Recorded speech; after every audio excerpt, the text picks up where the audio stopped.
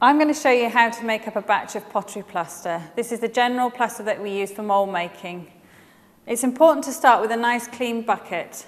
If you have bits of dry plaster on the outside of your bucket, it will affect the mix, and also you'll end up with flaky bits in your mix.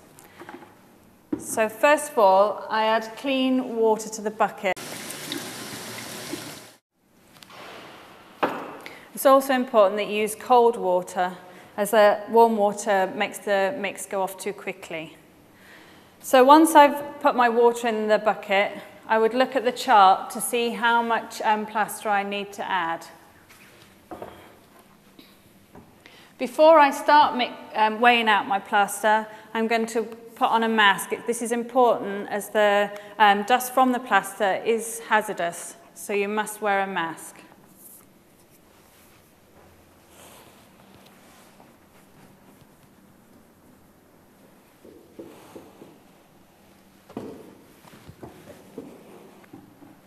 To stop air bubbles and to help get an even mix, break the plaster through your fingers.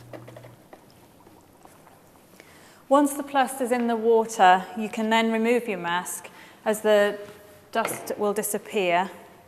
The next thing to do is to leave your plaster to let the water soak into it for at least 2 to 3 minutes. If you start mixing straight away, you'll find that you'll get a very lumpy mix. I've moved the bucket over to the mixing area, and I'm going to start mixing the water and the plaster together. When you first start, you need to make sure that the two are combined, as the plaster can sink to the bottom of the bucket. Once I've got the two combined, I'm going to start mixing it. And the important thing when you're mixing is to try and get the air out of the plaster. So quite a good way of mixing it is to actually keep your hand under the water. When I start mixing, you can see how thin the mix is and how runny it is.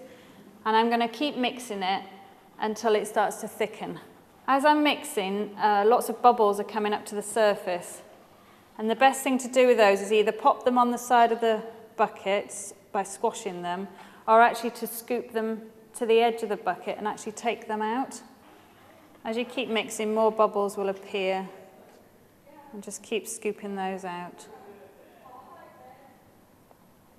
As I'm mixing, I can feel that the plaster is getting a little bit thicker. You can see it's coating my hand a bit more.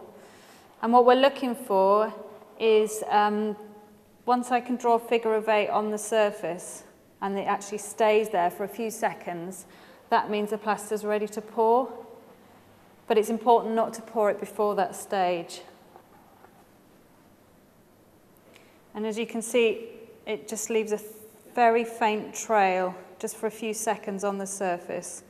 And it's coating my hand quite a lot more now, so that means that mix is ready to pour. So I'm going to take it over to the mould, and I'm making a small plaster bat here. And as I pour it into the mould, I'm just going to pour it over my hand to stop it splashing, so that I don't form air bubbles and get them trapped in the plaster. So gently, steadily pouring in the plaster. I'm just going to pat the top, make sure that if any air is trapped underneath, it'll just rise up to the surface. And that's it. Any excess plaster, a little bit that I've got left in the bucket, I'm just going to pour on here. And once it's set, we'll throw it away. And then it's important just to get your bucket into the water to stop the plaster sticking to the bucket.